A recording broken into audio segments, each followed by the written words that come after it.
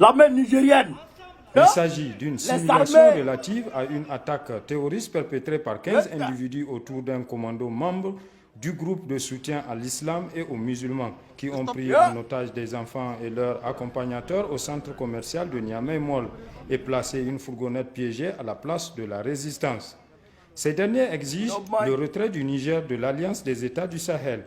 Aussitôt, le comité régional de sécurité s'est réuni autour du gouverneur de la région de Niamey, au nodal zone, un service qui a à son actif le contrôle sécuritaire de toute la ville de Niamey.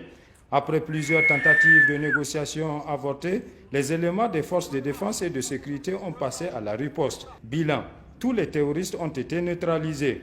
L'ensemble des otages libérés, 2 blessés graves côté Ami, 10 AK-47, 15 chargeurs garnis, 2 déclencheurs à distance ont été saisis. Un réel motif de satisfaction pour le gouverneur Asuman Abdou Harouna.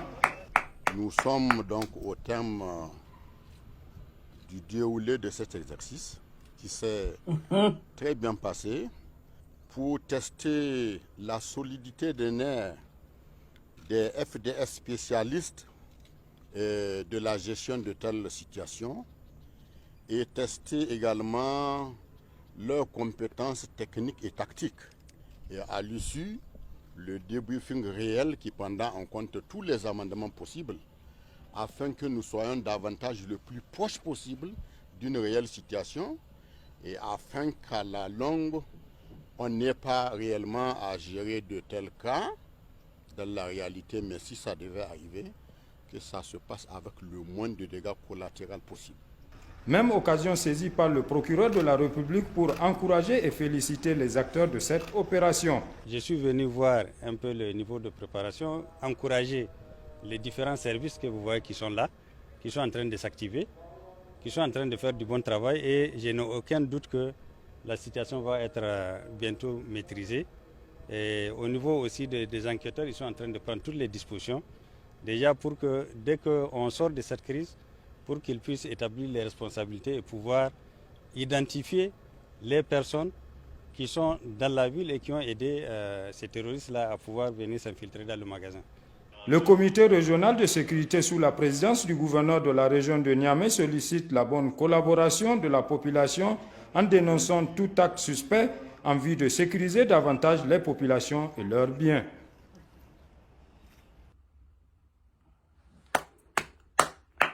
Exercice réussi normalement. Camarade peu d'Afrique. Vous avez vu, non? Vous avez vu, non? Ça veut dire que c'est un exercice. Pourquoi ils ont simulé avec le nom, avec comme le sujet, demander au Niger de sortir de l'AES. L'exercice consistait à quoi? L'exercice consistait à neutraliser des ravisseurs qui auraient pris en otage un certain nombre de citoyens nigériens et qui demandaient en retour le retrait du Niger de l'AES. Et on est là. Donc, qui veut que le Niger sorte de l'AES? Qui? C'est qui? C'est eux. Qui est contre l'AES? C'est eux.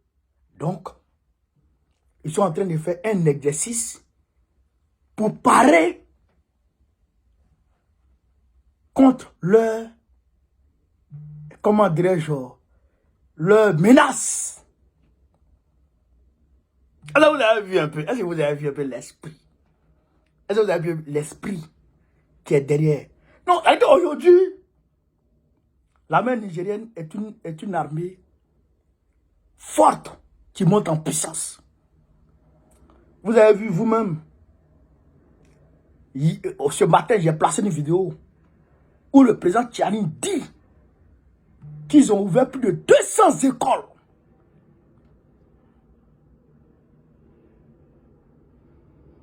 Plus de 200 écoles. Mais tout ça pourquoi? Tout ça grâce à quoi? Grâce à l'effort. Et ces écoles ont été fermées depuis plus de 2 ans. Depuis plus de 2 ans, ces écoles étaient fermées. Donc là, c'est le même mode opératoire que le Mali, le Burkina Faso et le Niger.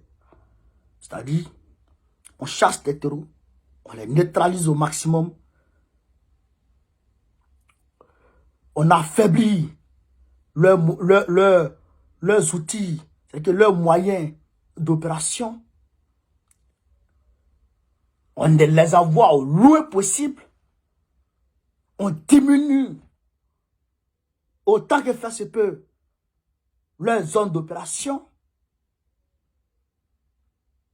Et on envoie les populations dans leur localité. Et la vie redevient normale.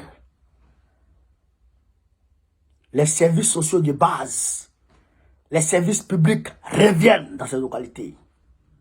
C'est ce qu'ils sont en train de faire à Niamey, au Niger comme ça. Non, c'est-à-dire que nous saluons les armées de ces 3 pays. Et l'OUS, je le dis toujours, il faut que les populations dorment, mais en crocodile. Il ne faut pas dormir sur vos deux lauriers, comme ça. Parce que c'est vrai que là on va dire, on a des victoires, on engrange plusieurs victoires.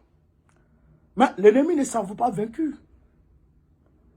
L'ennemi ne s'en vaut pas vaincu. Et l'ennemi est en train de créer le ver dans le fruit. Donc, soyez vigilants.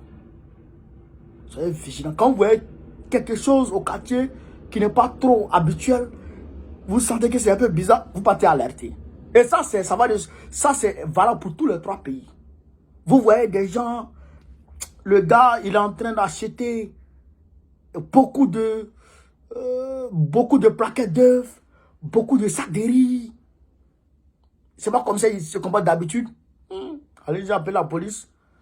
Le gars là, il se comporte mal 2 jours là, il paye beaucoup de choses pour mettre dans sa maison, on ne comprend pas pourquoi. La police va gérer ça. Si vous voyez aussi des étrangers bizarres qui deviennent nombreux dans vos quartiers, cela n'était pas ici. Mais ils viennent nombreux comme ça. Qu'est-ce qui se passe? Pas d'alerter. Je parle à tous les 3 pays. Hein. Pas d'alerter la police.